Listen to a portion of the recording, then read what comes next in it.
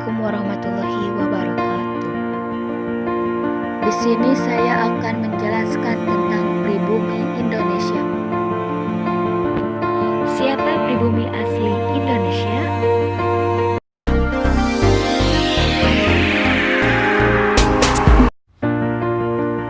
Tahukah kalian masih banyak warisan-warisan zaman kolonial yang bisa ditemukan di sekitar kita? Warisan yang kelihatan, misalnya bangunan-bangunan tua dalam bentuk tradisi hukum, bahkan warung Tegal di sebelah rumah kita. Bagaimanapun, ada satu lagi warisan yang tidak kelihatan wujudnya, tetapi masih menempel pada orang Indonesia, yaitu konsep pribumi. Memang apa dan siapa pribumi itu? Menurut KBBI, pribumi asli yang berhasil umumnya, yang kita sebut dengan pribumi atau warga Indonesia asli adalah suku Dayak, Papua, Minangkabau, Bali, Jawa, dan suku-suku lainnya yang baju adatnya sering kita lihat di Karnaval 17 Agustus. Sementara itu, orang-orang yang keturunan Tionghoa, Arab, atau India masih kita sebut dengan orang asing. Singkatnya, mereka sering kita anggap sebagai bangsa pendatang, padahal mereka besar dan lahir di negara kita, bahkan berbudaya dan berbahasa Indonesia. Akhirnya lahirlah istilah diskriminasi dan kecenderungan sosial yang bisa ditemukan di sekitar kita, terutama saat dunia perpolitikan sedang panas seperti pemilihan gubernur di ibu kota kita yaitu Jakarta. Kita sekarang mengaku-ngaku sebagai warga Indonesia asli sering tidak sadar bahwa dari Sabang sampai Merauke itu adalah termasuk warga pendatang atau bangsa pendatang. Singkat cerita, awalnya orang Nusantara dan orang pendatang hidup berdampingan dengan damai.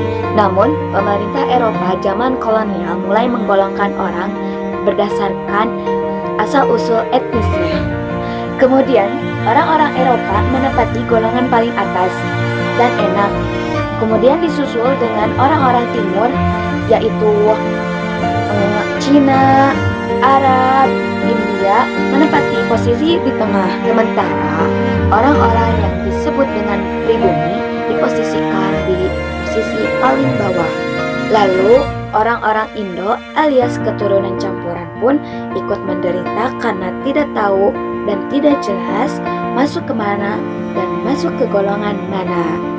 Menjelang kemerdekaan, tokoh-tokoh nasional seperti Cipto Mangunkusumo, Amir Syarifuddin, dan Insinyur Soekarno mengusulkan agar orang Tionghoa dan orang Indo lainnya dapat diikut perhitungkan sebagai warga Indonesia, asalkan mereka menetapkan berbudaya dan berbahasa Indonesia. Nah, konsep ini hanya bertahan 65 tahun karena Orde Baru terjadi, lagi-lagi ada penggolongan antara pribumi versus non-pribumi. Dampaknya, orang-orang keturunan asing harus beradaptasi dengan budaya Indonesia secara ekstrim. Setelah 30 tahun, rezim Orde Baru akhirnya berakhir. Konsep penggolongan pribumi versus non-pribumi pun sudah dihapuskan oleh Gus Dur atau bisa disebut juga oleh Abdurrahman Wahid. Jadi sekarang sudah bukan zamannya lagi ribut soal asal-usul perbedaan lainnya. Jangan sampai kita mengaku anak kekinian tapi masih bermental kekumuhan.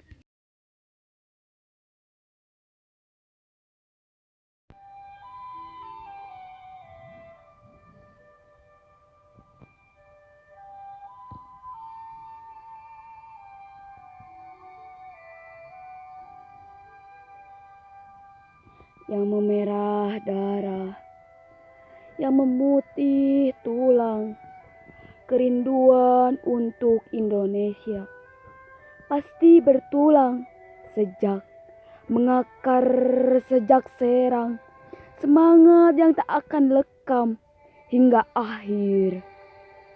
Indonesia hidup, bernapas, dalam geram tubuhku. Meski ke tanah seberang, ku habisi waktu, tetap telaga ini menghantar mimpimu, berdiri, menjunjung nama baik yang tinggi-tinggi.